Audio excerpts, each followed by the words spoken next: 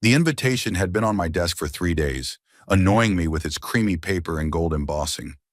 I took my time opening it, even though I knew what was inside.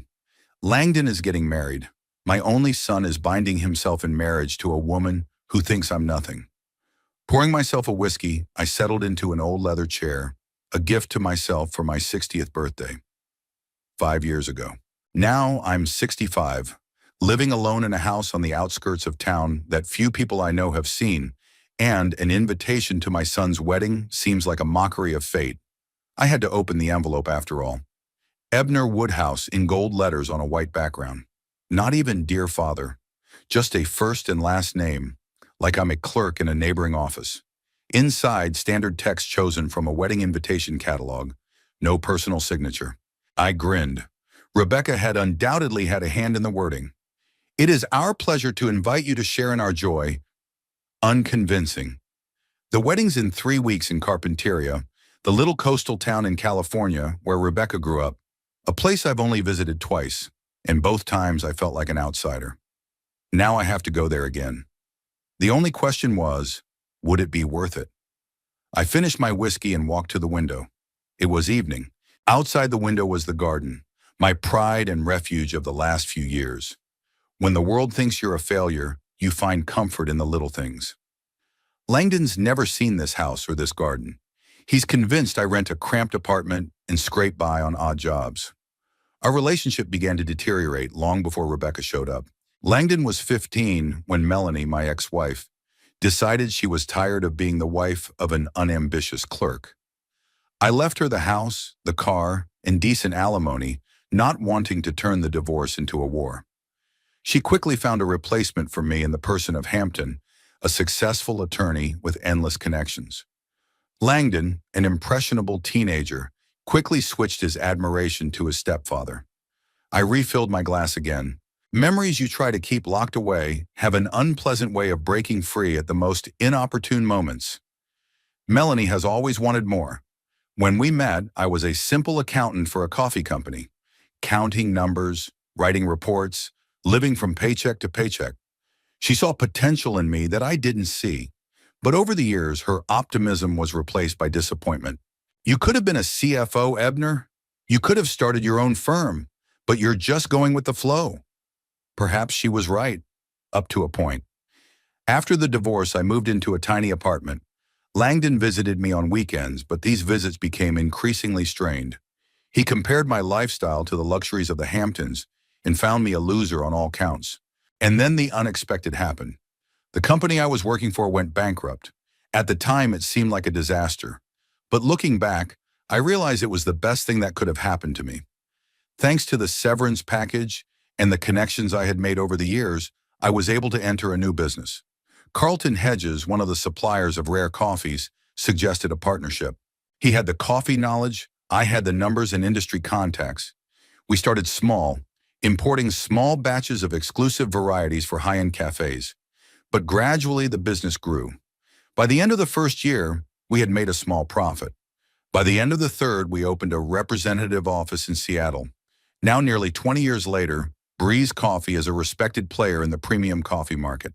Ironically, Rebecca works at the California branch of our company. She doesn't know who I really am. To her, I'm just Langdon's father, a loser who never accomplished anything. Carlton and I initially decided to keep a low profile. He represents the company at public events. I handle the inner workings. My name's on the books, but ordinary employees like Rebecca rarely ask about the founders. And Langdon. I never told my son about my success. First because I didn't want to look like a braggart. Then because the resentment of his neglect took over. And in recent years, I realized I wanted my son to appreciate me for who I was, not the thickness of my wallet. When Langdon introduced me to Rebecca, I knew she was Melanie's type. Ambitious, assertive, with a clear disdain for those she considers losers. She took one look at my apartment at the time, I rented it for occasional visits with my son, and immediately drew conclusions. From then on, each of our meetings turned into a subtle game where she demonstrated superiority and I pretended not to notice her condescension. Langdon's visits gradually became less frequent. He called on birthdays and Christmas, sent cards, but there was no real communication between us.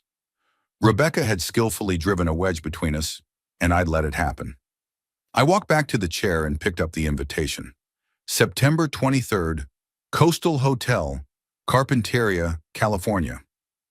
Would I be able to sit there with a smile on my face, knowing that my son's fiancée despised me? Is it worth the trip to become an object of ridicule and pity? Carlton knows about the wedding.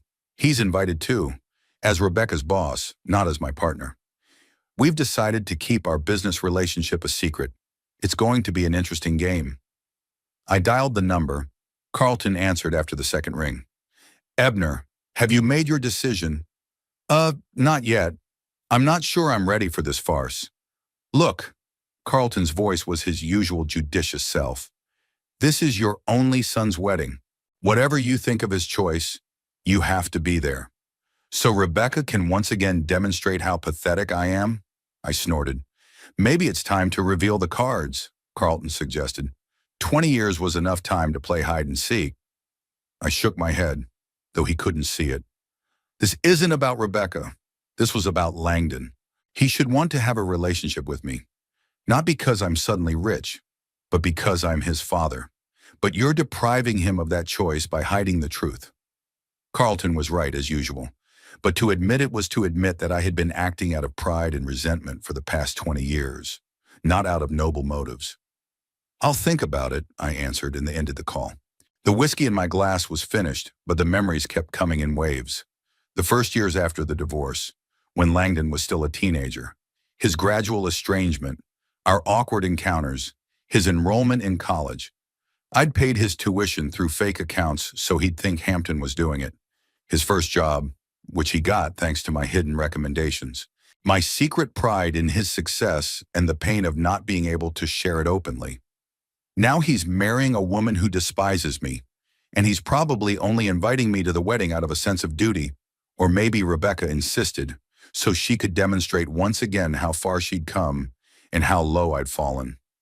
I glanced at the invitation again. Maybe it was time to put an end to this game, show them who I really was, or to walk away definitively, recognizing that some bridges had been irrevocably burned. The decision came out of the blue.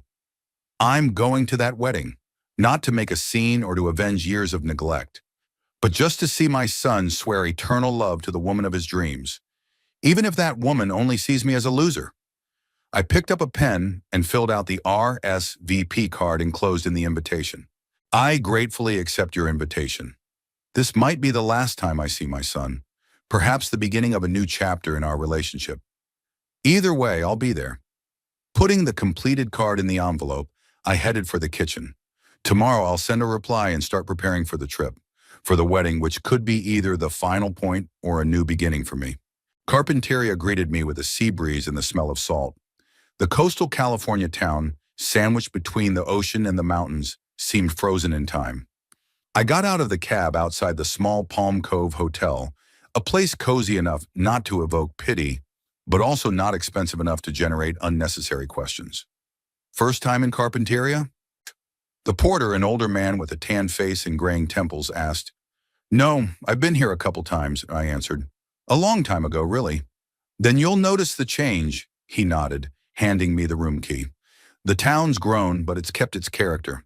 Still a place where everyone knows their neighbor. I smiled weakly.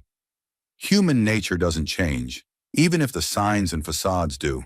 In a town like Carpinteria, gossip spreads faster than wildfire. My room on the second floor overlooked the ocean. It was small but tidy, with simple furniture and paintings by local artists on the walls. I unpacked my suitcase, hung my wedding suit in the closet, and walked to the window. The sun was slipping towards sunset, coloring the water with copper tones. Somewhere out there, along the coast, stood the Coastal Hotel, where my son's wedding would take place in 2 days. I decided to walk around town before the pre-wedding dinner, scheduled for 7 in the evening. Carpinteria has changed since the last time I was here. There were new stores, restaurants with fancy signs, coffee shops with pretentious names.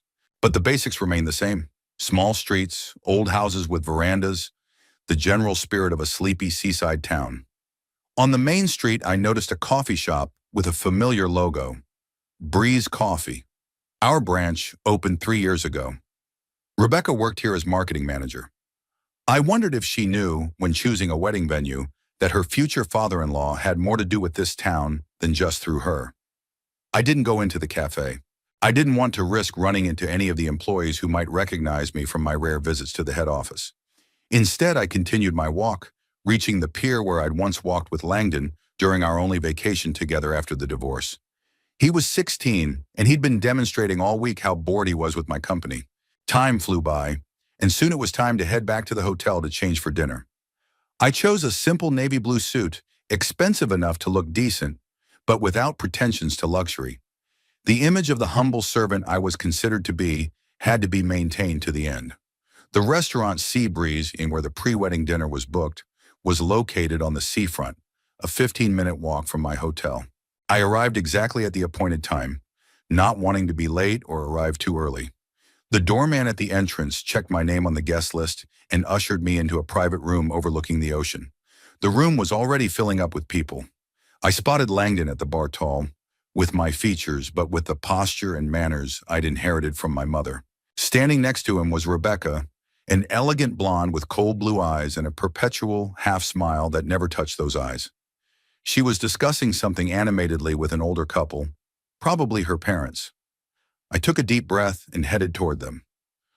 Langdon spotted me first. His face froze for a moment, then he put on a polite smile. Dad! He held out his hand for a formal handshake. Minus glad you could make it. I wouldn't have missed my only son's wedding, I replied, shaking his hand and fighting the urge to hug him. But years of estrangement had created an invisible barrier between us. Ebner, Rebecca nodded at me with that same half-smile. I hope the trip wasn't tiring.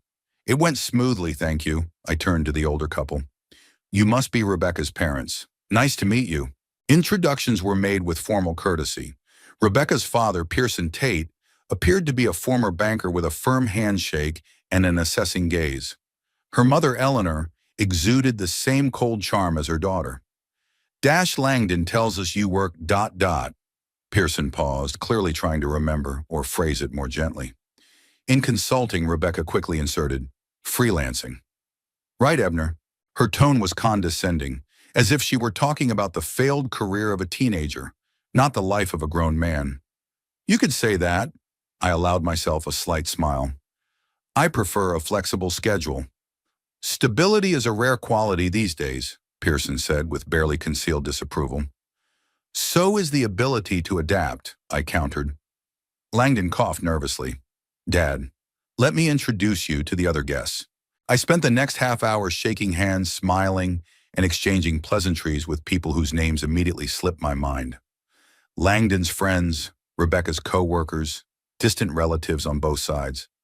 I could feel the stares on me, curious, appraising, sometimes pitying. The groom's father, about whom no one really knows anything, a strange old man who was invited out of politeness.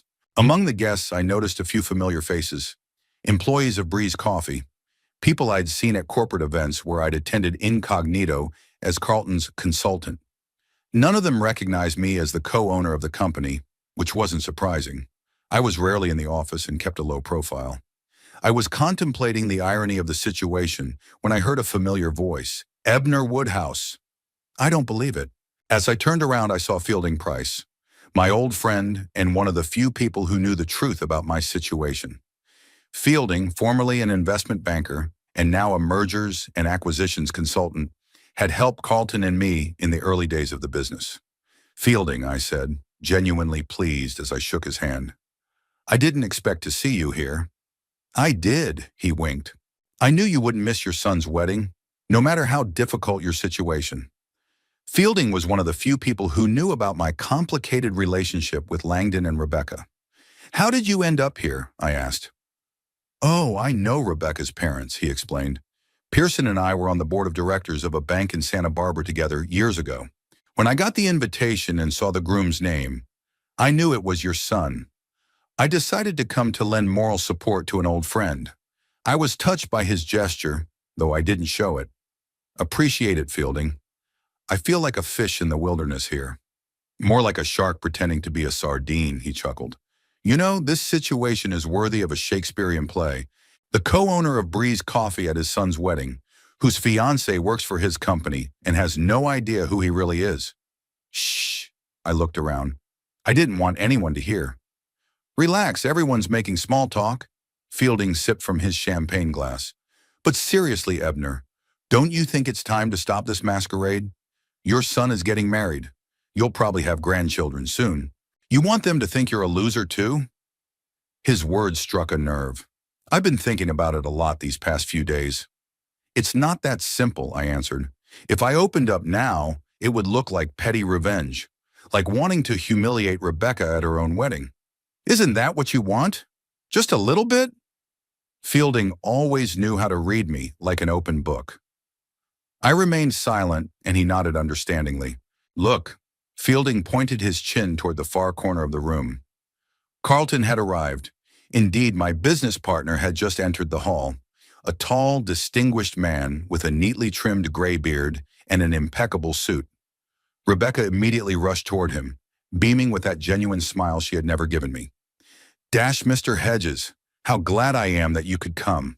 Carlton kissed her hand gallantly. He couldn't miss the wedding of his best employee. Besides, Carpinteria is a wonderful place to get away from the hustle and bustle of the city. I watched this scene with a slight irony. Carlton played his role flawlessly. Benevolent boss, respected businessman, honored guest. No one would have guessed that he and I are equal partners, and that many of the company's strategic decisions are made with my input. Don't you think you and Carlton are getting a little too involved in this game? Fielding asked softly. Maybe, I admitted, but over 20 years it's become a part of me. You know, there's something liberating about being underestimated. No expectations, no pressure, and no real relationships, Fielding added. Look at your son, Ebner. You're like strangers. I followed his gaze. Langdon was standing in a circle of friends, laughing at someone else's joke. My son, a stranger. The pain of that realization never dulled, no matter how many years passed. Dinner is served, the maitre d' announced, saving me from having to answer. The guests began to move toward the long table, arranged in a U. I found my card at the far end, next to Rebecca's elderly aunt and some distant cousin of Langdon's, as far as possible from the center where the bride and groom and their parents were seated. Fielding, noticing this, shook his head. If you want, I can switch seats with you, he offered. I was seated closer to the center as an old family friend. No need, I grinned. Let things take their course. Dinner was held in an atmosphere of forced cheerfulness. Toasts were replaced by jokes by reminiscences. Rebecca shone, Langdon looked happy. No one asked me to make a toast. Another little humiliation I swallowed in silence.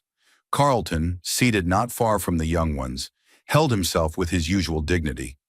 At one point our gazes met, and he gave me a barely perceptible nod. Our silent code, which meant that he appreciated the situation and understood my feelings. After dessert, the guests began to move around the room, forming interest groups. I noticed that many of Rebecca's co-workers were gathered around Carlton, discussing the latest company news. She herself was standing nearby, clearly proud of her proximity to her boss. Mr. Hedges, can you tell me how the opening of the Portland branch is going? She asked loudly enough to be heard. It's going according to plan, Carlton replied. Although I have to admit, without your help with marketing strategy, we'd be going slower. Rebecca glowed at the compliment. I knew that her suggestions were mediocre, and Carlton and I had seriously reworked them, but for the good of the company, he was keeping up her enthusiasm. Dad, Langdon suddenly appeared beside me. Are you all right? You barely spoke at dinner. His voice was a mixture of obligatory politeness and mild irritation, a tone he'd used with me for the past few years. It's all right, son, I replied. Just enjoying the evening. Your fiancée is doing a fine job as hostess. Yes, Rebecca knows how to organize an event, he said, a note of pride in his voice. She wants everything to be perfect, including the seating arrangements. I couldn't resist a slight quip. Langdon blushed slightly. It's not her decision. It just happened. We both knew it wasn't true, but I didn't insist. Don't worry, son. I understand my place. He looked at me with mild surprise, as if he expected a more acute reaction. Look, Dad, I know we haven't been very close in recent years, but I'm glad you're here. I really am. Was it sincerity or a learned phrase? I could no longer discern any real emotion in my son. I'm glad to be here too, Langdon, and I wish you happiness in whatever path you choose. Our conversation was interrupted by Rebecca's sonorous voice. Darling, come here, mister. Hedges is talking about the new coffee plantation in Colombia. Langdon apologized and left to join his fiancée. I was left alone, watching my son join a group of people discussing a business I had created, but considered an outsider. Fielding materialized beside me again, holding out a glass of whiskey. Here, you need it more than I do. I gratefully accepted the drink. You know, said Fielding, looking at the group around Carlton, I'd give a lot to see their faces when they find out the truth. If they find out, I corrected. When, Ebner? When, not if. Secrets like this can't be kept forever, especially when so many people are gathered in one place. I sipped my whiskey in silence, feeling the warmth spread through my body. Tomorrow is the wedding. Tomorrow would decide whether I would continue my game or whether I would finally drop the mask. In the meantime, I just watched my son and his fiancée, my partner playing the role of the big boss, and the guests, unaware that there was a ghost among them, a man they saw but didn't notice. The evening was slowly coming to an end. The guests began to leave, wishing the young people happiness and promising to see them tomorrow at the ceremony. I was about to leave too, when Fielding put his hand on my shoulder. Don't go yet. Let's go have another drink. I think we both need it. The morning of the wedding day was surprisingly clear for September. The sun was slowly rising over the ocean, coloring the sky a soft pink. I stood at the window of my hotel room, watching the city awaken. Somewhere out there, at the coastal hotel, my son was preparing for the most important day of his life, without me by his side. Last night's pre-wedding dinner left a bitter residue. Langdon's coldness, Rebecca's condescension, the curious stares of the guests, all of it had only reinforced my decision. Tonight I would put an end to this farce, not for revenge, but for the truth that had remained hidden for too long. I carefully dressed in a gray suit, bought especially for the occasion. Not too expensive, so as not to be out of character, but elegant enough for the father of the groom. As I tied the tie, I remembered teaching Langdon how to do it before his first school dance. He was 14, and he was still letting me be a father. There was a knock on the door. When I opened it, I saw Fielding with 2 glasses of coffee. Figured you'd need some reinforcements before the battle, he said, holding out one of the glasses to me. Breeze coffee, by the way. Your own blend. Thanks, I let him in and took a sip. A familiar flavor that Carlton and I had been developing for months. How did you know what room I was staying in? I'm a banker, Ebner. A former banker, he corrected with a chuckle. Getting information is part of the profession. Fielding sat in a chair by the window, eyeing me with an appraising gaze. You look too decent for an unemployed loser. Rebecca will be disappointed. I smiled involuntarily.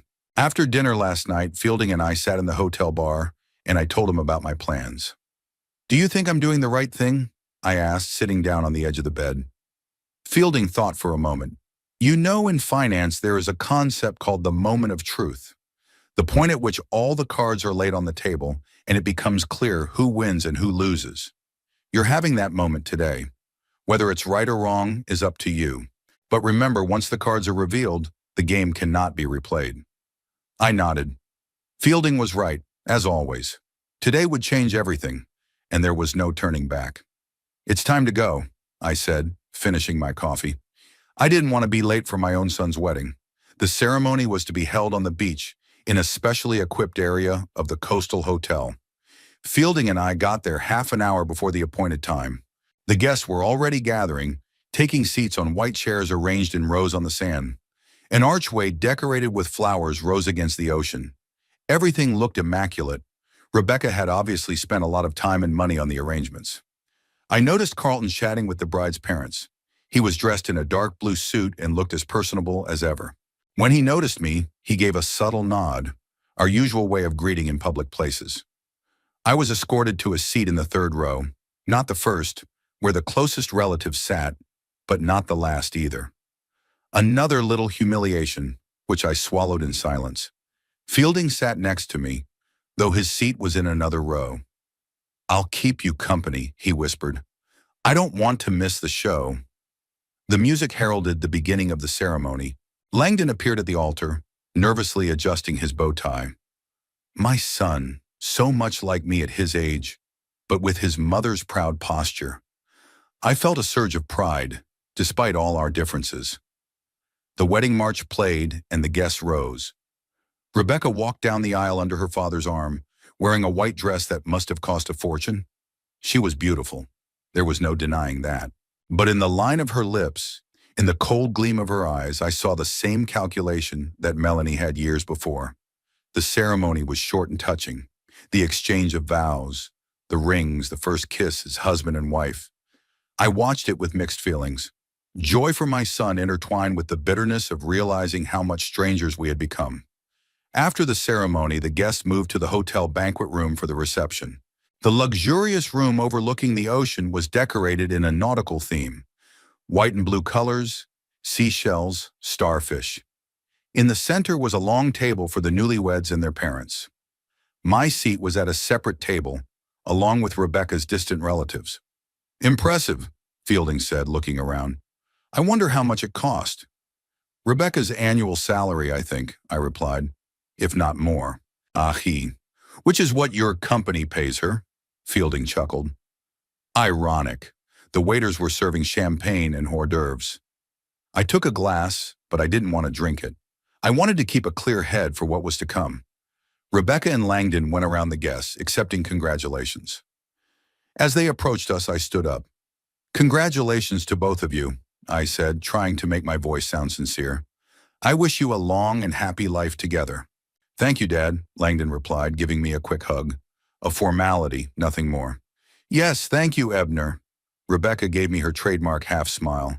It's so nice of you to be able to come. It must have been difficult financially. I ignored the stiletto. No expense is excessive for a son's wedding. She raised an eyebrow slightly, clearly doubting that I could even afford the road to Carpinteria. Then they moved on to the next guests. Patience, Fielding whispered, seeing me clench my fists. Soon. The reception went on as usual. Toasts, music, dancing. I kept to the side, watching and waiting for the right moment.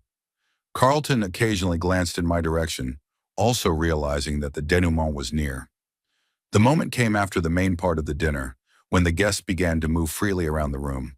Rebecca, surrounded by her colleagues from Breeze Coffee, saw Carlton approaching and brightened. Mr. Hedges, I hope you enjoyed the ceremony. Absolutely splendid, he replied with a gallant bow. And so did the bride. Rebecca bloomed at the compliment. You are too kind. Let me introduce you to Father Langdon.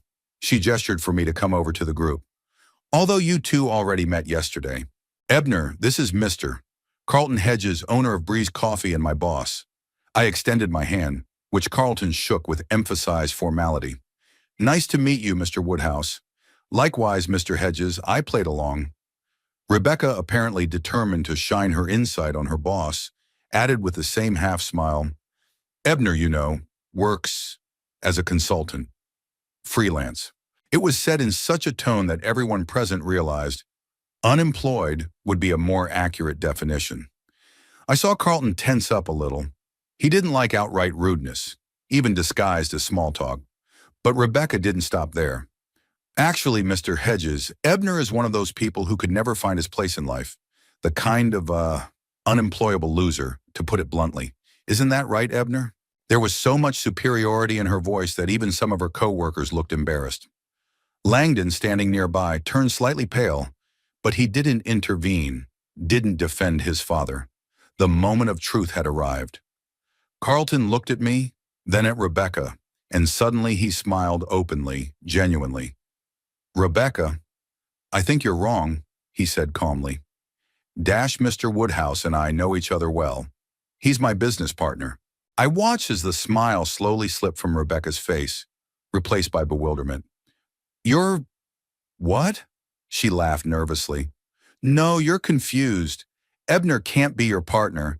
He's just my equal partner and co-owner of Breeze Coffee, Carlton finished for her. For almost 20 years now, to be exact. Rebecca looked like she'd been punched.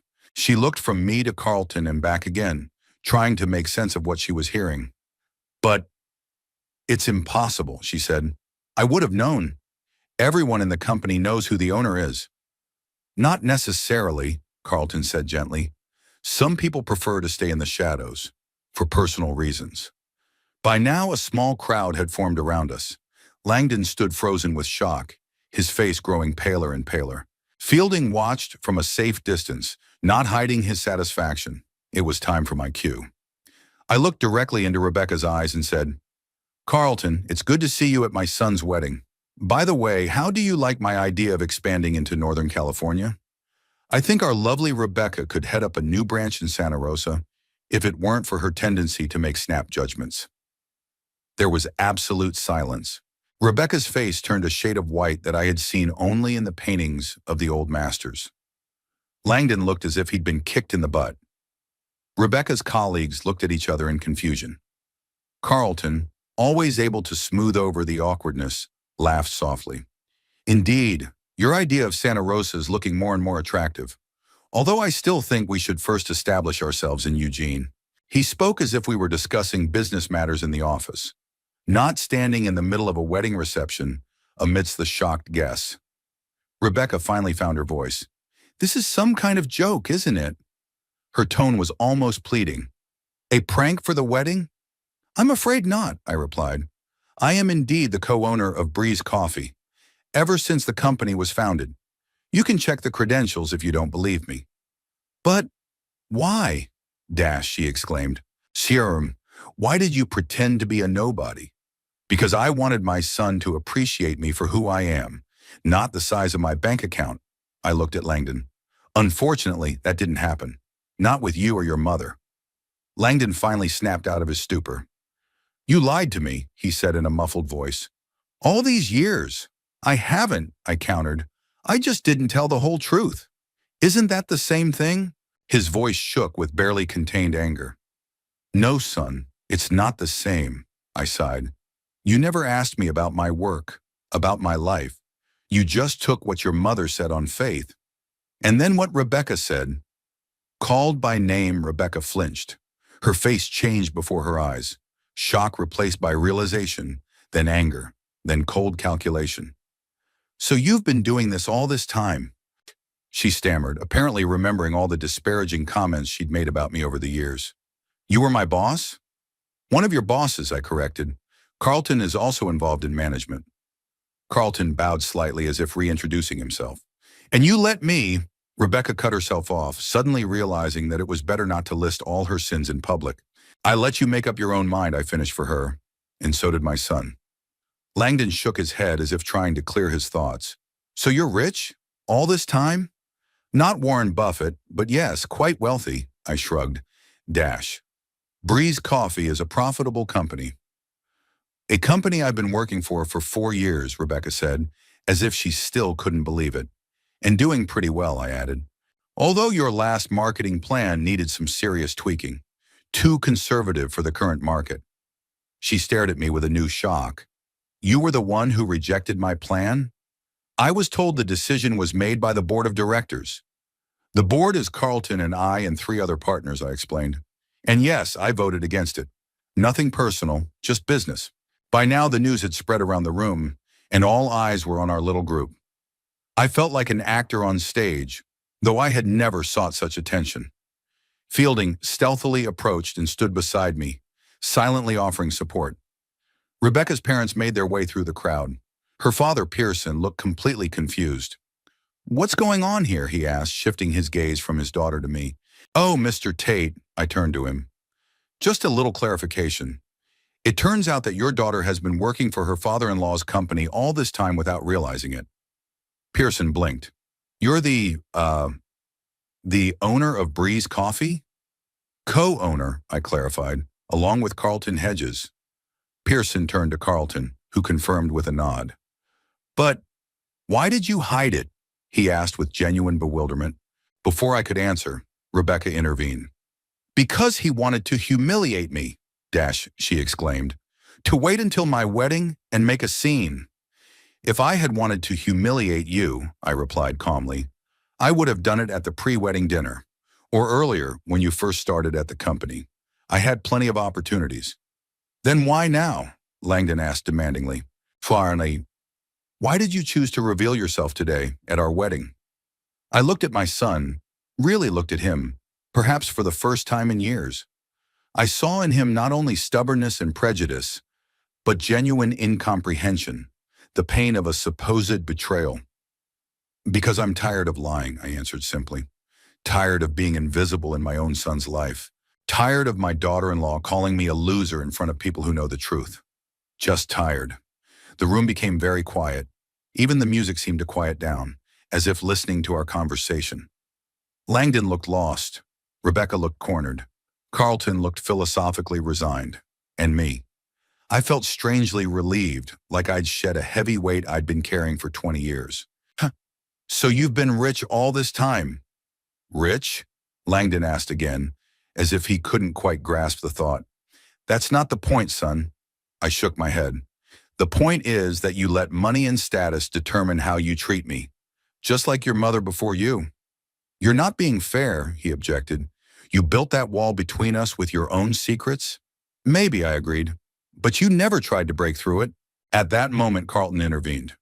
I think there's a better time and place for family matters, he said diplomatically. We are at a wedding now, after all. Rebecca seemed to remember her role as hostess. She straightened up and tried to put a smile back on her face, though not very successfully. Of course, Mr. Hedges. You're absolutely right, she looked at me, her eyes a mixture of anger, confusion, and calculation. We'll discuss this later. In the family circle. I nodded, realizing that the moment of truth had passed. The cards had been dealt, and now we all had to live with the consequences. The guests, sensing that the dramatic moment had passed, began to disperse, returning to their interrupted conversations and dancing. But I knew that the main topic of discussion now would be the revelation of who I really was.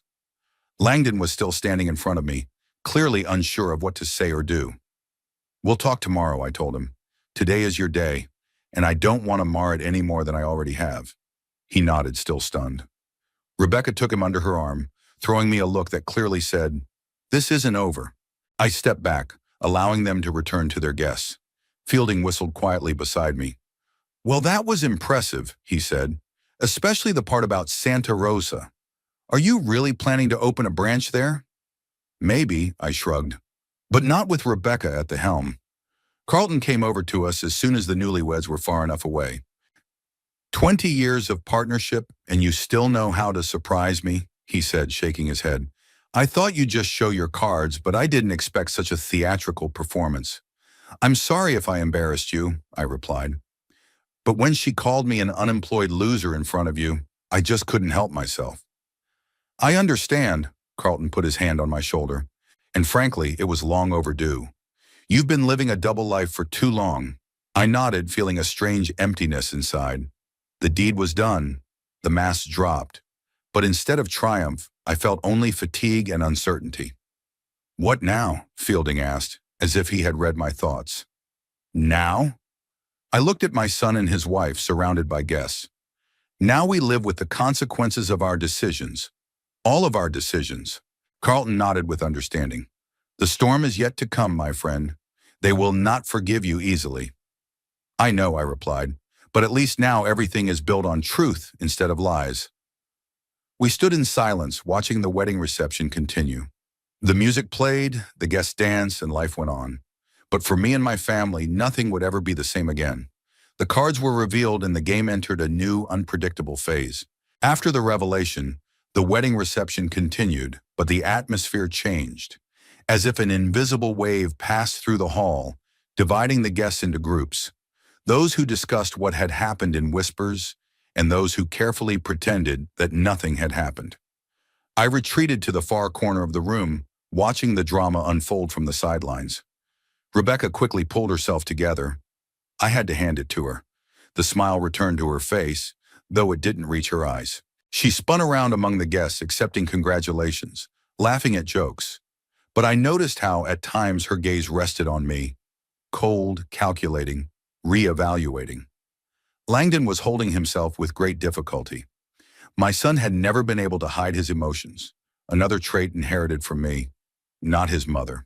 He smiled forcefully, responded inappropriately, and often touched his bow tie as if it were choking him. Several times I caught his gaze, confused, distrustful, accusing. "You're doing well." Fielding came up beside me, holding out a glass of whiskey, though I admit I was expecting more drama. "It's not night yet," I accepted the glass. "This is just the beginning." "And yet," my friend shook his head, "it was worth waiting 20 years for a moment like this. Have you seen Rebecca's face? Priceless." I took a sip. The alcohol burned my throat, but it didn't bring the relief I'd expected. "Strange," I said thoughtfully. "I'd imagined this moment 100 times. I thought I'd feel, I don't know, satisfaction? Triumph? But all I feel now is emptiness." Fielding looked at me carefully. "Revenge rarely brings the satisfaction one expects, especially when you've waited so long." "It's not revenge," I objected. "Forskerity. It's more like justice. Dash. Call it what you want," Fielding shrugged. "But the result is the same. You've destroyed the image of the world they lived in. Now they'll have to build a new one, and they don't know if there'll be room for you in it." His words hit something deep inside. Did I really want to mend my relationship with my son, or just to prove that I'd been right all these years? Perhaps both reasons were intertwined so closely that I couldn't separate them myself. At that moment, I noticed Carlton talking to a group of Breeze Coffee employees. They were casting glances in my direction now and then, clearly discussing the news of who I really was. I wonder how their attitude toward me will change now. Will those who previously didn't notice my existence be ingratiated? "Your stock seems to have risen," said Fielding, following my gaze. "Yesterday you were a nobody, and today you're the big boss." "Except I don't want to be the boss," I replied. "Not to them. Not like this. I'd always preferred to stay in the shadows, doing strategy and finance, letting Carlton be the public face of the company. Now that role was being imposed on me, whether I wanted it or not.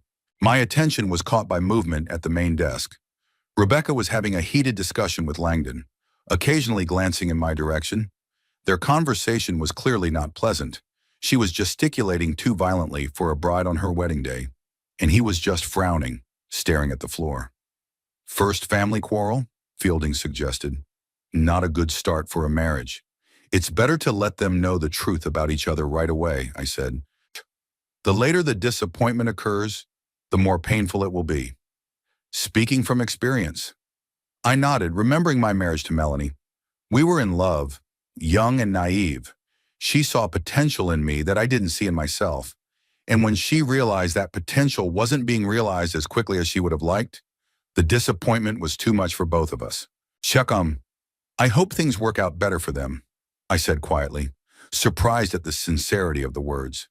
"Even after everything she said about you?" Fielding raised an eyebrow. "She's just ambitious and looking out for her own interests," I shrugged. "That's not a crime.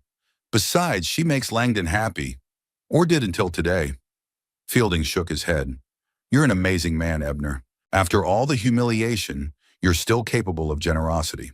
Before I could answer, Pearson Tate, Rebecca's father, was coming toward us.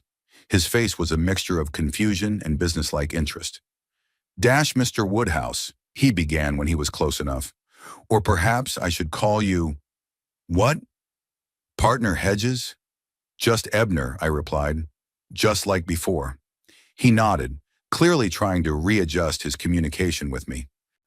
"I have to admit, your, revelation came as a shock to all of us, especially Rebecca." "I can imagine." I kept my tone neutral. "I hope it doesn't ruin the party." "Oh, she'll be fine," Pearson said with a wave of his hand. "My daughter is always quick to adapt to new circumstances. It's one of her strongest qualities." There was pride in his voice, and I thought that perhaps he'd instilled in Rebecca the hard-nosed, calculating nature that reminded me so much of Melanie. "But I was wondering," Pearson continued, lowering his voice, "is it true that you're considering expanding into Santa Rosa? I have a small business in that area, and perhaps we could discuss a potential partnership." So there you have it. Not even an hour after my identity was revealed, and he's already trying to capitalize on new family ties. "I'm afraid that was said in the heat of the moment," I replied dryly. "Any business matters are best discussed in the office, not at a wedding." Pearson blinked, slightly disconcerted by my cool response. Of course, of course. I just thought that now that we're related because of our children, I interrupted him. That doesn't automatically give us business privileges. Fielding coughed, hiding a chuckle. Pearson straightened, clearly hurt. Of course, I apologize for the inconvenience. He withdrew, leaving Fielding and me to watch the reception continue. Now, do you see why I kept it a secret? I asked.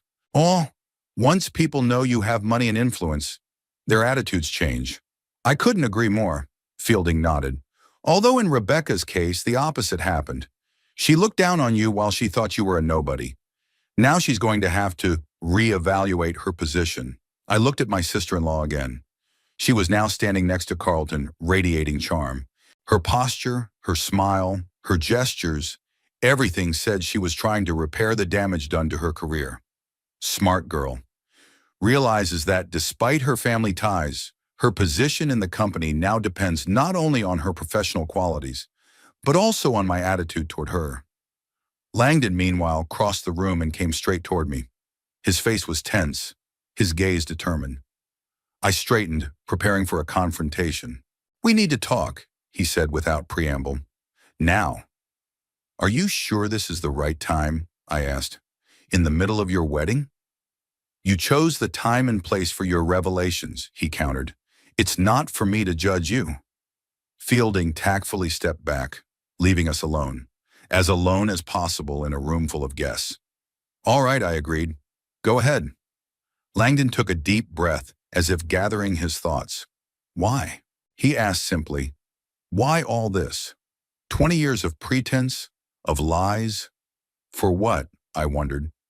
How to explain the motives that had formed years ago and over time had transformed so much that I didn't always understand them myself. At first it was a simple decision, I began. After my divorce from your mother, I felt like a failure. When Carlton and I started the business, I didn't want to publicize it until I was sure of success. I didn't want to fail again in front of everyone. Langdon listened attentively, not interrupting. Then when things were going well, I realized that I liked the anonymity. No one expected anything special from me, didn't ask for money, didn't try to use me. I could concentrate on my work and not be distracted by social conventions. What about me? Langdon asked. Why didn't you tell me? I looked at my son, a grown man, but with the eyes of a hurt child. At first you were too young to keep such a secret. Then you started to drift away. Prefer your stepfather's company, ashamed of me. By the time you were old enough, there was a chasm between us. And yes, I wanted you to appreciate me for who I am, not my bank account. But you didn't give me that chance, Langdon objected bitterly. You decided for me how I would react. You didn't trust me. There was a truth in his words that I didn't want to admit. Perhaps you're right, I agreed. Maybe I made a mistake not telling you the truth sooner. But you weren't particularly eager to get to know me either. When was the last time you asked about my life, about my interests? When was the last time you just called to talk, not on holiday duty? Langdon looked away. My words had hurt him. I thought I knew you, he said quietly. Thought you were just stuck. Couldn't recover from the divorce. Couldn't find yourself. My mom always said, your mother, I couldn't hold back a bitter chuckle. Melanie was always good at creating the narrative she wanted. What else did she say about me? That you turned down opportunities, that you lacked ambition, that you preferred to go with the flow instead of paddling towards your goals. Familiar accusations. I heard them from her often enough during our marriage. And you believed her without question? Langdon shrugged, suddenly looking very young. She was my mother, and you never refuted what she said. We fell silent.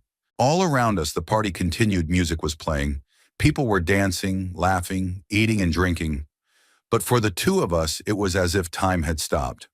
You know, I finally said, maybe she was right about something. When we were married, I did go with the flow. I didn't see any reason to change. I was happy with what I had. It wasn't until after the divorce, when I lost everything, that I found the strength to start from scratch. Ironically, she left me because she thought I was a loser, and that's what made me succeed. Langdon smiled weakly. She still doesn't know? Unless you told her. No, he shook his head. I thought I knew the truth, that I had nothing to tell. Silence again. I could see Rebecca watching us from a distance, her face worried. She's probably afraid I'm turning my son against her. What now? Langdon asked. What happens next? That's a good question. I didn't know the answer myself. It's up to you, I said. And on Rebecca. I revealed my cards. Now it's your turn. She's furious, Langdon said. She thinks you deliberately humiliated her in front of her coworkers and boss. What do you think? He hesitated. I think you could have chosen a different time and place, but I also understand why you didn't. After what she said, so he did realize how dismissive Rebecca was of me. It was unexpected. I'm sorry about what happened, I said sincerely. I didn't want to ruin your wedding. But when she called me an unemployed loser right in front of Carlton, that was the last straw. Langdon nodded, accepting my explanation, though not entirely agreeing with it. She'd have to get used to the idea that her father-in-law was part owner of the company where she worked. If she keeps working there, I pointed out. His gaze flickered to me. Are you going to fire her? No, I shook my head.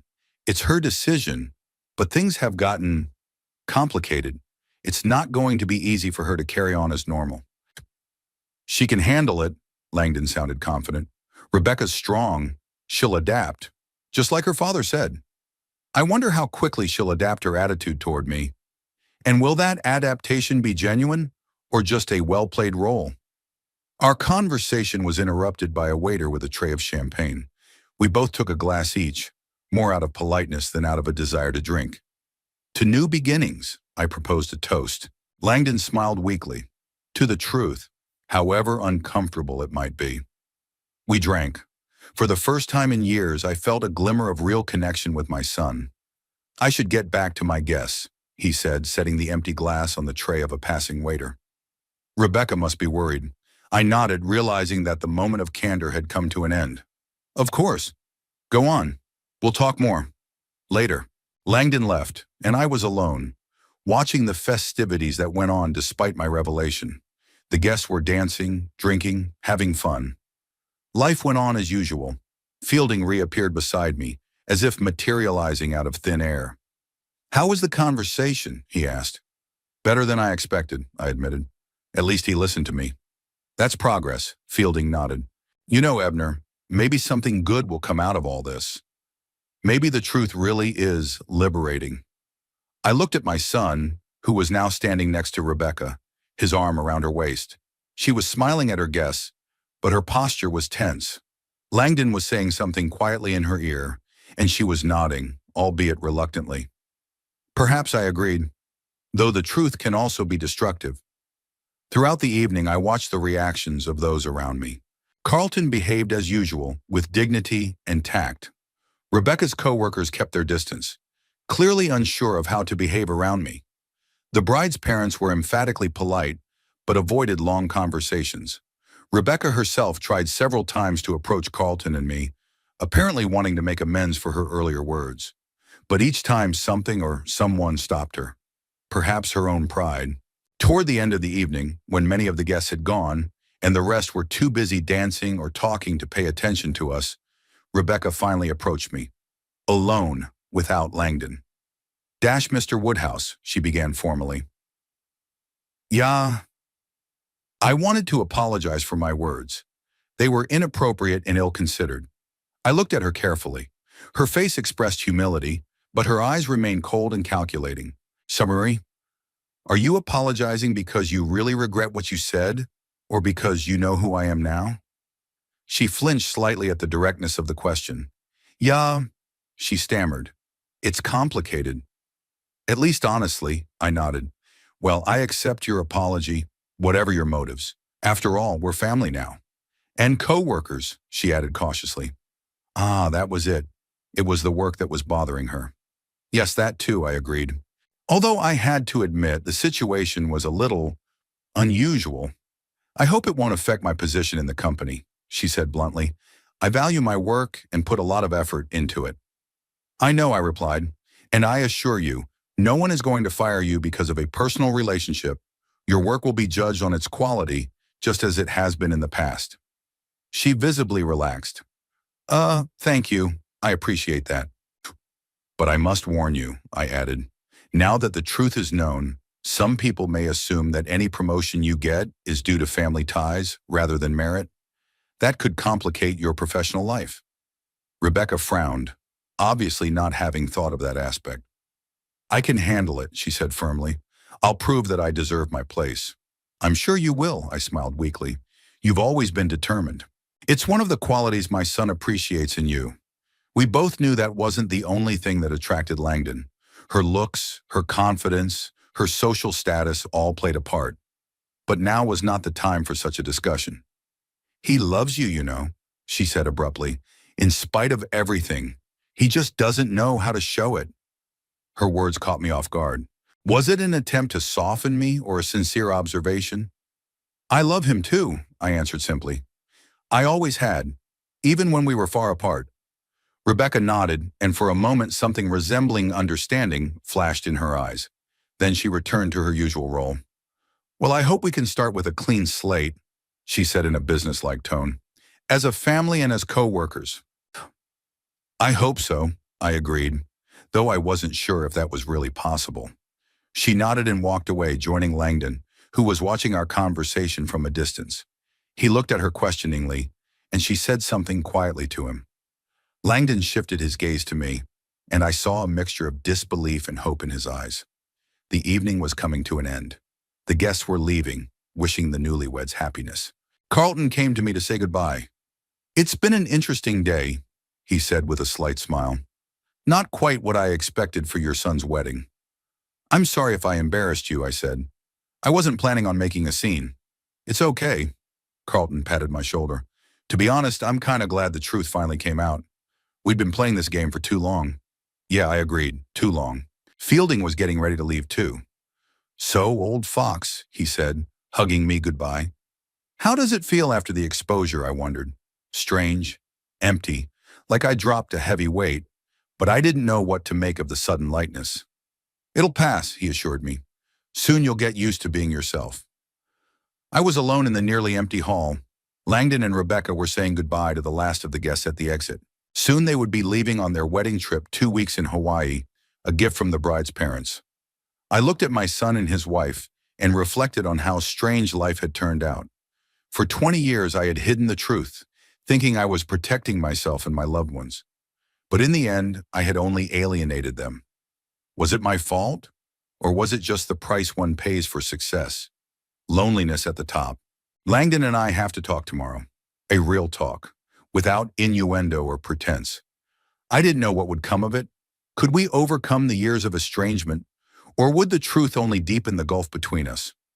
I stepped out onto the terrace. The night ocean rumbled below, waves crashing against the rocks. A cool breeze ruffled my hair. For the first time in years, I felt real. No masks, no pretenses. Just myself, Ebner Woodhouse, with my strengths and weaknesses, my successes and mistakes. The moment of triumph I had waited so long for did not bring the satisfaction I had expected. But perhaps it provided something more valuable. A chance for sincerity. A chance for a new beginning, however difficult it might be. The morning after the wedding greeted Carpinteria with fog. A white shroud enveloped the ocean, softening the outlines of the houses, turning the familiar landscape into something ephemeral, almost unreal. I stood at the window of my hotel room, watching the sun slowly break through the haze. The metaphor seemed too obvious. After years of fog of lies, the rays of truth were finally breaking through. Whether they brought warmth or burns remained to be seen. The phone on the bedside table vibrated. A message from Langdon. Can we meet at 11 at the Coastal Wind Cafe? We need to talk. I sent a brief agreement and started to pack. The clock struck 9, giving me plenty of time to prepare for a conversation that could either start a new chapter in our relationship or ruin it completely. The Coastal Wind Cafe was on the waterfront, a 10-minute walk from my hotel. A small establishment with a terrace overlooking the ocean, it was famous for its coffee and homemade pastries. I arrived a little before the appointed time, chose a table in the corner of the terrace, secluded enough for a serious conversation, and ordered a cup of Americano. The coffee, as I expected, was excellent. Breeze Coffee had been supplying this place for several years. At precisely 11 o'clock, Langdon appeared on the doorstep. He looked tired, his eyes shadowed, the sign of a sleepless night. Not surprising, considering the circumstances. He caught sight of me, nodded briefly, and made his way to a table. "Good morning," I said when he sat down across from me. "How was your night?" A polite question, which he answered with a wry smile. "How do you think? It's not every day you find out that your father is a secret millionaire and co-owner of your wife's company." "Not a millionaire," I corrected automatically. "Just a wealthy man." "That's semantics, Dad." He waved his hand irritably. "The point is, you've been lying to me my entire adult life." The waitress came over to take our order, interrupting our conversation. Langdon ordered a double espresso, and when she stepped back, he continued from the same spot as if there had never been a pause. I spent half the night wondering what was real and what wasn't. My whole life was suddenly built on lies. "The apartment you rented when I visited you? Was that a sham?" I nodded. "I really did have such an apartment. I kept it especially for meetings with you. But I live somewhere else. And my alimony? College tuition?" His voice was getting more and more strained. "You let me think it was all paid for by the Hamptons. You let me be grateful to him, not you." "I paid for your tuition through the trust fund," I admitted, "but I didn't do it for gratitude." "Then what was it for?" He stepped forward. "Explain it to me, because I really don't understand. Why hide your success from your own son?" The waitress brought his espresso. Langdon took a sip, keeping his gaze on me, waiting for an answer. I sighed. How could I explain decisions I'd made years ago? Decisions based on emotions that had transformed over time, intertwined with new motives to form a complex tangle that I couldn't always untangle myself. "After the divorce, I was broken," I began. "Not so much because of your mother leaving, but because of the realization that for her, our marriage was a business deal that didn't pay off. I hadn't justified the investment." Langdon hummed, but didn't interrupt me. "When the partnership with Carlton began, I didn't want to publicize my success until I was sure we wouldn't fail. And then," I paused, searching for words. "Then I noticed how your attitude toward me changed. You started comparing me to the Hamptons and finding me unworthy. The older you got, the more distant you became." "Because I thought you were stuck in life," Langdon exclaimed. "That you'd given up, given up, given up trying." "Exactly," I nodded. "You valued Hampton for his money and status. I wanted you to appreciate me for who I am." Langdon leaned back in his chair, his eyes dark with anger. "And that's manipulation, Dad. You created a situation where I couldn't win. If I had continued to communicate with you, you would have said, 'See, my son loves me despite his poverty.' And when I became distant, which I did, you would say, 'See, he only values money and status.' You trapped me." His words were like a blow under the breath. I never looked at the situation that way. "I didn't mean to create a trap," I said quietly. "I just wanted to make sure you didn't love me for money. What about trust?" He leaned forward, lowering his voice so as not to attract the attention of neighboring tables. "You didn't trust me. Thought I was too shallow, too materialistic to love you for nothing." "That's not—" "No, that's exactly what it is," he interrupted. "You judged me without even giving me a chance. Created a test I didn't even know I had. And when I failed it, because damn it, I didn't have all the information, used it as confirmation of his theory. He was right, and that was the most painful thing to admit. Over the years, I'd convinced myself that I was acting out of noble motives, protecting my son from self-serving motives. But was I projecting my fears, born of my experience with Melanie, onto him? "You're right," I said after a long pause. "I was judging you by my fears. And that was unfair." Langdon blinked, clearly not expecting this admission. "Your mother," I continued, "left me when she realized I wouldn't become rich and successful as quickly as she'd hoped. She always valued status and material success above everything else. When you began to admire the Hamptons and their lifestyle, I saw her traits in you. And I was afraid you'd leave me too, if you didn't see the financial benefits." "I was 15, Langdon said quietly. "Of course I admired the expensive cars and the big house. What teenager wouldn't? But that doesn't mean I didn't love you." "I know," I sighed, "I do now. But back then I was too hurt to see things clearly. And then lying became a habit, a mask that was harder and harder to remove." We were silent. Langdon was staring out at the ocean, his profile so similar to mine as a young man, tense with restrained emotion. "You know what's ironic?" he finally said. Mom really did leave you for money. And then Hampton left her. For a younger model when she stopped being brilliant enough for his career. She still hasn't recovered from that blow. I didn't know that. Melanie always seems so, indestructible. I'm sorry, I said sincerely. Despite everything, I never wanted to hurt her. I know, he smiled weakly. That's one of the reasons I'm mad at you right now. You're a good man, Dad. You always have been. But you let resentment and fear rule your decisions, and we lost 20 years because of it. His words were like balm and poison at the same time, acknowledging my good qualities and condemning my mistakes. What about Rebecca, I asked, changing the subject. How is she? Langdon wrinkled his nose, furious, humiliated, confused, all at once. She'd been up all night, calling colleagues, trying to find out who knew what, trying to assess the damage to her reputation. I'm sorry about what happened, I said. I hadn't planned on making a scene at your wedding. But you did, his voice was hard again. And now we all have to live with the consequences. Rebecca is afraid that her career is ruined, that everyone will see her promotion as the result of family connections rather than merit. I already told her yesterday that I'm not going to interfere with her career, I replied, neither positively nor negatively. She will be judged on her work, as before. But everyone will know she's your sister-in-law, Langdon objected. That will inevitably affect perception. He was right. The situation has become more complicated for all of us. What do you plan to do? I asked. The wedding trip? We've postponed it, Langdon finished his espresso. Rebecca thought it was more important to stay here and deal with the situation at work than to go to Hawaii. It was wise of her. Rebecca has always been known for being practical. I could talk to Carlton, I suggested. Explain the situation. It might make sense to move her to another branch where her connection to me would be less obvious. She doesn't want any favors, Langdon replied sharply. Especially not from you. She wants to prove that she's worthy of her place on her own. There was another pause. We both realized that the conversation had reached a dead end. Too many resentments, too many unspoken words over the years.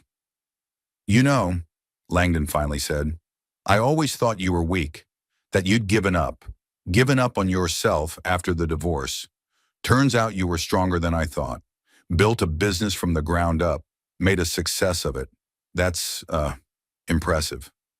Thank you. I was touched by his words, the first real compliment I'd gotten in years.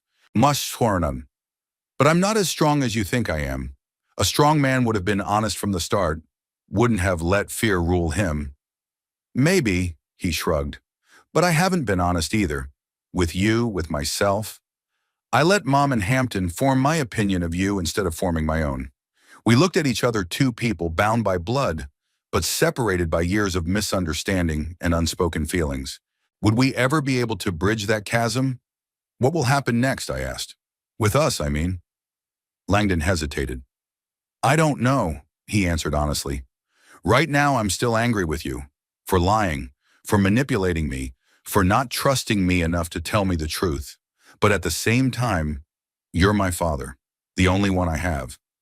I'd like to start over, I said, if you're ready. I'm not sure it's possible to start over, he shook his head. Too much water has passed. But maybe we can try to move forward, slowly, day by day. It was more than I expected and less than I hoped, but it was a start. I'd like that, I agreed, day by day. Langdon nodded. Then, as if remembering something, he wrinkled his nose. There's another problem, he said. Mom. She still doesn't know about your situation. She doesn't need to know, I answered quickly. It's none of her business. But she will know, Langdon countered. Someone at the wedding will tell her. It's a small world. He was right. News travels fast, especially juicy news like this. Well, I shrugged. Let her find out. I have nothing to hide. Not anymore. She'll be furious, Langdon warned. She'll feel cheated, especially when she finds out that I've been getting financial support from you all this time, not from the Hamptons. Melanie's always been emotional, I said dryly. She'll get over it. Langdon smiled weakly. You know, sometimes I see her traits in you. The same stubbornness, the same pride. Maybe that's why you two couldn't get along. I never thought of it that way. But maybe he was right. Melanie and I were too similar in some ways, too different in others. And you don't see her traits in Rebecca? I asked before I could think. Langdon tensed. What do you mean? I'm sorry. I held up my hands in a conciliatory gesture. That was inappropriate. Forget it. But he wasn't going to back down. No, go ahead. Do you think Rebecca's like Mom? That she's self-serving too? I chose my words carefully. I think Rebecca, like your mother, is ambitious and driven. Those aren't bad qualities in and of themselves. But they can, overshadow other aspects of life. You don't even know her. Langdon's voice grew cold. You've seen her a few times and you've already made up your mind. You're right, I agreed. I don't really know her. And I was unfair to jump to conclusions. I'm sorry. Langdon nodded, accepting the apology, but the tension between us rose. I have to go, he said, glancing at his watch. Rebecca's waiting for me. She has a meeting with her colleagues at 1 o'clock. Of course, I nodded. Thanks for agreeing to meet. It, means a lot to me. He stood up and pulled out his wallet, but I stopped him. I'll pay for it. You're welcome. He hesitated a moment, then nodded. When are you leaving? I asked. From Carpinteria. Tomorrow, he answered. Rebecca wants to get back to the office as soon as possible to deal with the situation. And you? What do you want to do? He hesitated. I want my life back to normal, even though I realize that's impossible. Too much has changed. He turned around and headed for the exit. I looked after him, feeling the bitterness of missed opportunities. So many years wasted on games and masks. So much time we could have spent together, getting to know each other. The waitress brought the bill. I paid, leaving a generous tip, and walked out onto the promenade. The fog had cleared, and the sun was now shining brightly on the ocean, creating millions of sparkling highlights on the surface of the water. The world looked so clear, so crisp. If only human relationships could be as transparent. I decided to walk along the shore, mulling over our conversation. Langdon was right about a lot of things. I had indeed manipulated the situation, created tests he didn't realize he had, judged him on his own fears. And when he didn't live up to my expectations, I used that as proof that I was right. But was I completely wrong? Had he not shown a tendency to value material goods when he chose Hampton society over mine? Hadn't he chosen a woman for whom status and success came first? No, it was my projections again. I didn't know my son's real motives because I never really asked him about them. Never gave him a chance to explain his feelings, his decisions. I was too busy protecting my own ego, my old wounds, to see his pain. The phone vibrated in my pocket. A message from Carlton. Rebecca requested a meeting. 3 o'clock today at the office. Are you needed? I hesitated. Whatever Rebecca decided about her career, it should be her decision, not forced by my presence or absence. No, handle it yourself. I trust your judgment, I replied. Carlton sent a short understood and didn't write again. I continued my walk, pondering the future. What now? It is impossible to return to the old life. The masks are dropped, the secrets are revealed. But what will the new life be like? Will there be room for a relationship with my son? Will I ever be able to truly know him without the filter of resentment and distrust? The ocean waves lapped at the shore with a monotonous sound, reminding me of the inexorable passage of time. How much of it has already passed? How much is left? And how do I want to spend it? The beach was gradually filling up with people. Tourists, locals walking their dogs, children building sandcastles. Ordinary life that went on despite personal dramas. There was a comforting stability to it. I reached the end of the promenade and turned around to walk back.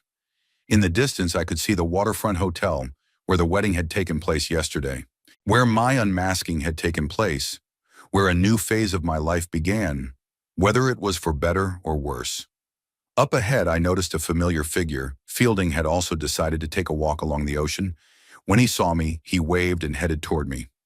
How was your conversation with your son? He asked without preamble as we approached. Difficult, I answered honestly. A lot of blame, a lot of pain, on both sides. On one, which is to be expected, he nodded. 20 years of lies can't be undone in one conversation.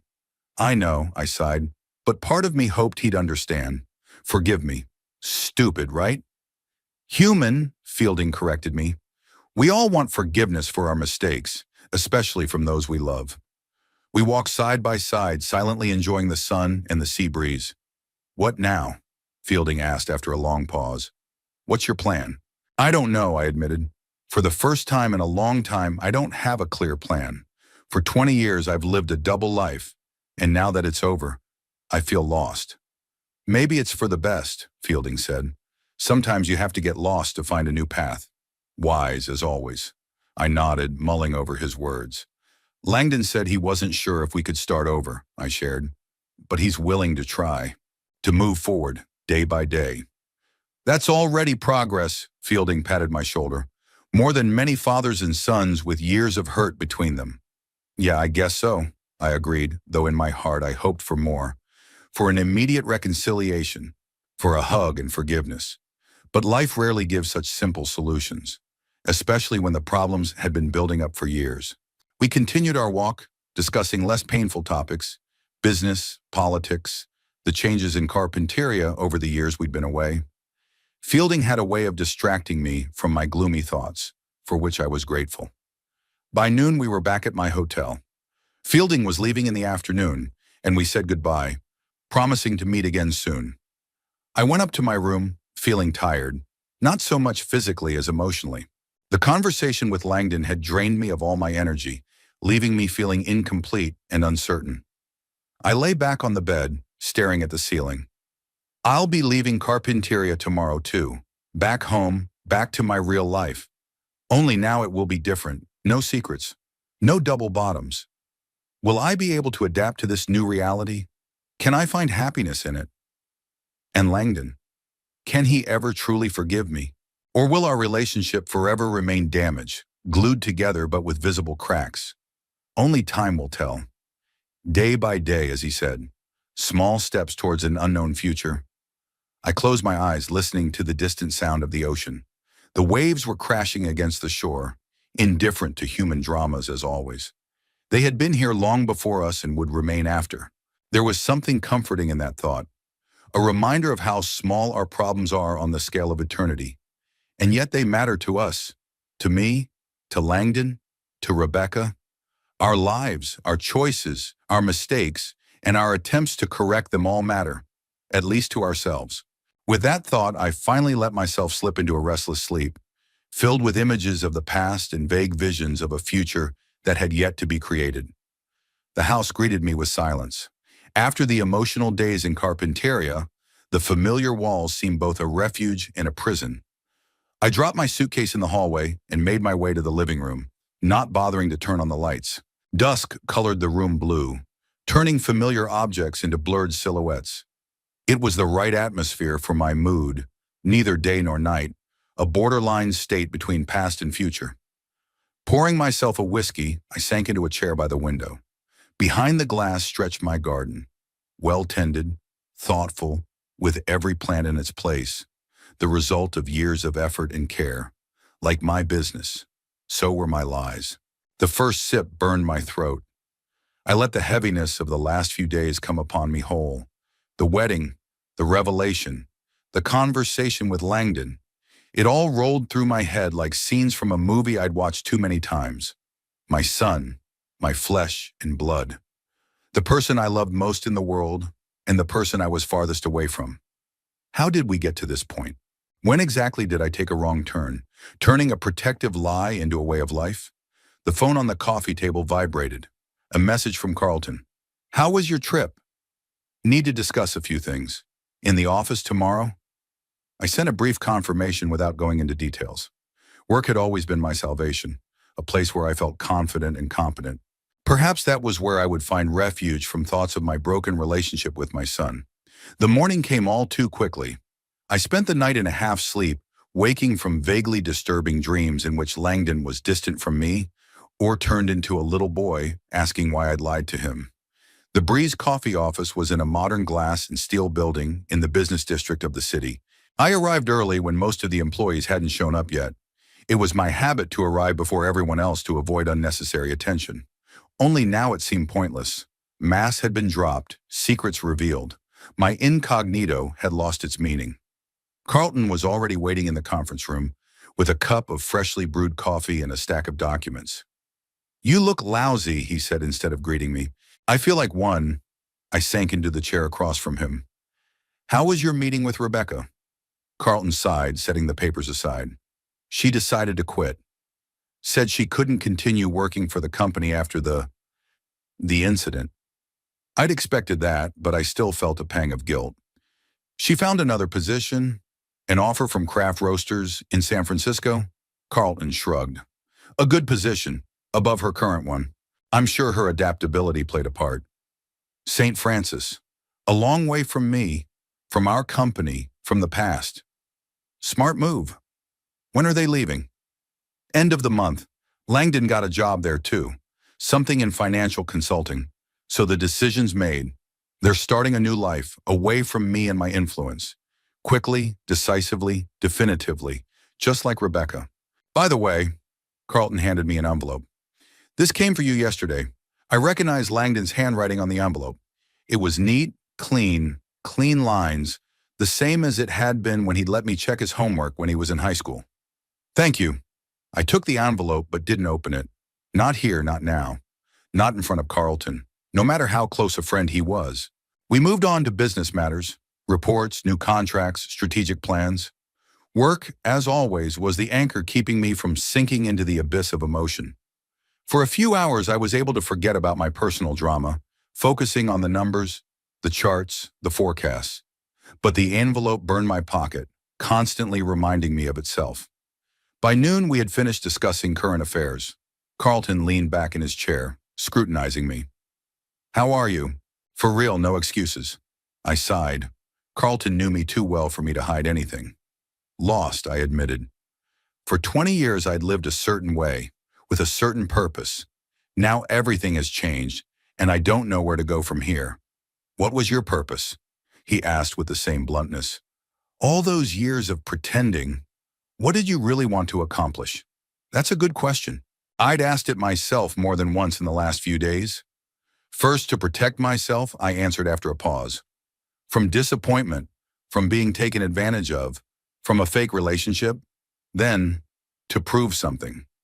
To myself, to Melanie, to the world. That I could be successful without their approval and support." "And Langdon," Carlton asked gently, "what did you want to prove to him?" "That I could be loved for nothing."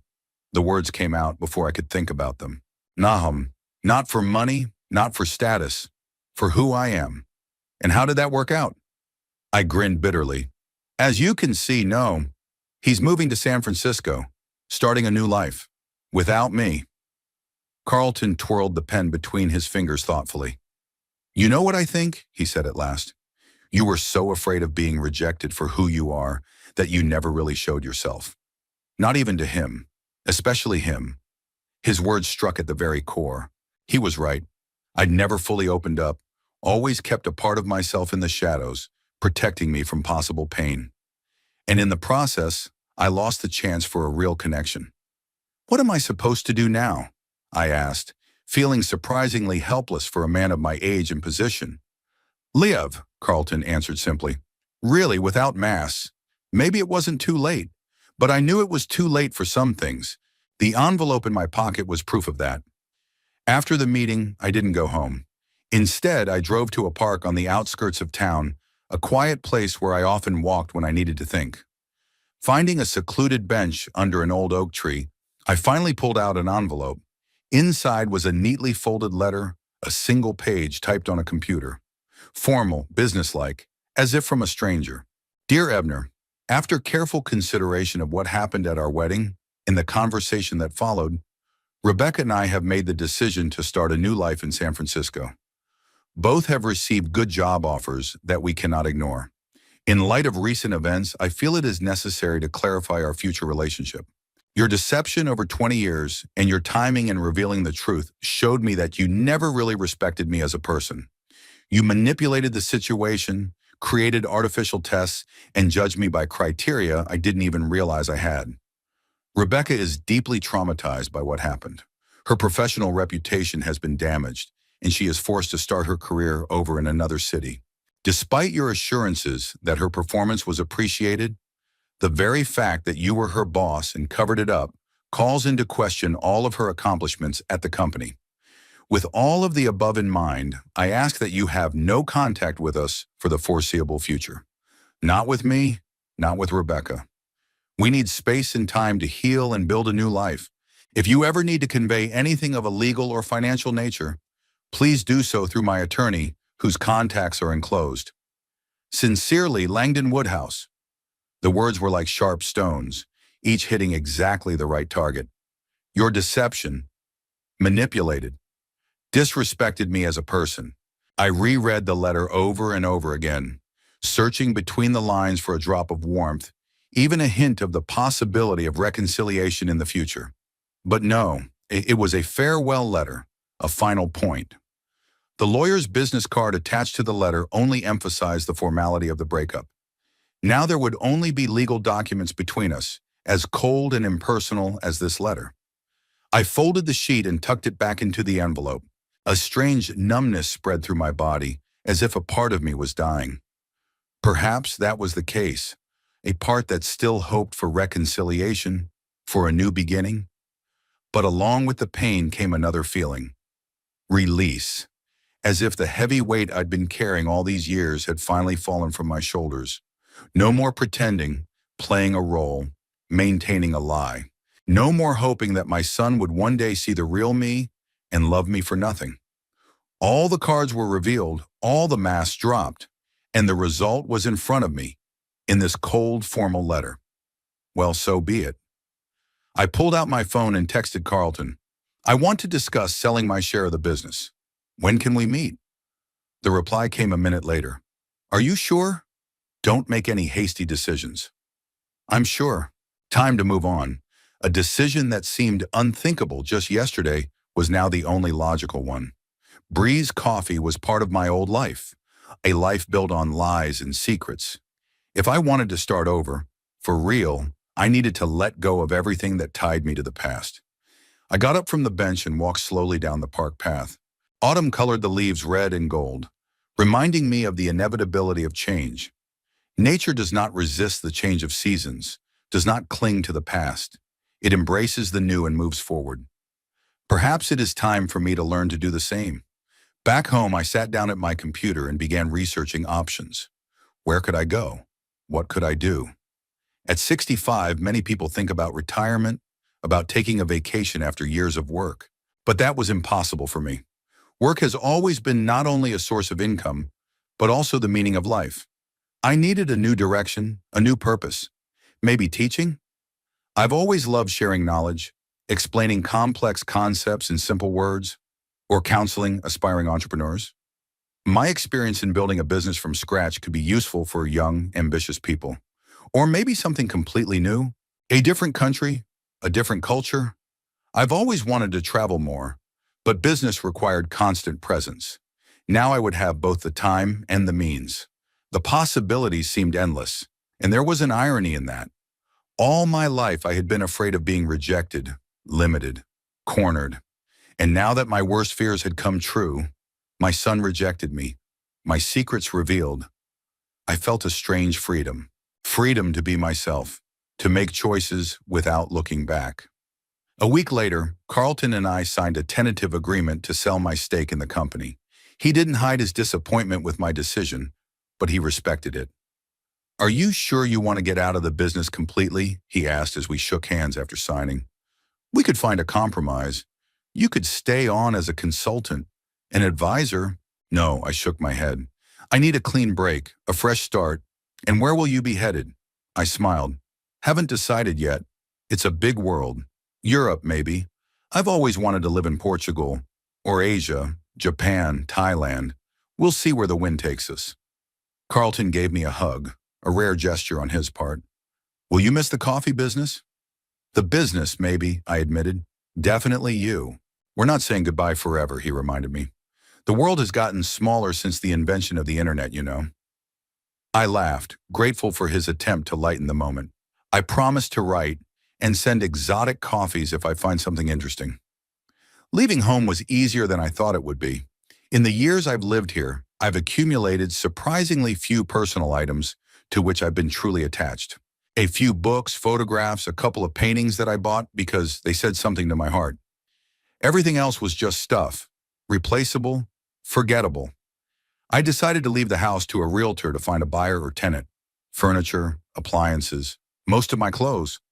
All of it was to be sold or given to charity. I planned to take only the essentials with me. Light luggage for a new life. In the evening, the day before I left, I went around the rooms saying goodbye to the space that had been my sanctuary for so many years. In the study, among the papers to be sorted out, I came across an old photograph. Langdon, about 6 years old, sitting on my shoulders at the zoo. We're both laughing, our faces so similar that there's no doubt of kinship. A happy moment from the past when everything was still simple. I stare at the picture for a long time, remembering that day. How Langdon was excited about the giraffe, how afraid of snakes, how he asked for ice cream even though he'd already eaten two, how he clung tightly to my neck as I carried him on my shoulders, tired after a long day of experiences. Suddenly I was so sad, so hurt, it was hard to breathe. All these years, all these missed opportunities, my son, my blood. Now a stranger asking for no contact with him. I didn't notice the tears running down my cheeks. Hot, salty, they fell on the glass of the picture frame, blurring the image. I cried for lost time, for broken relationships, for the boy I loved more than life and yet couldn't keep close. When the tears finally dried up, I felt a strange calmness.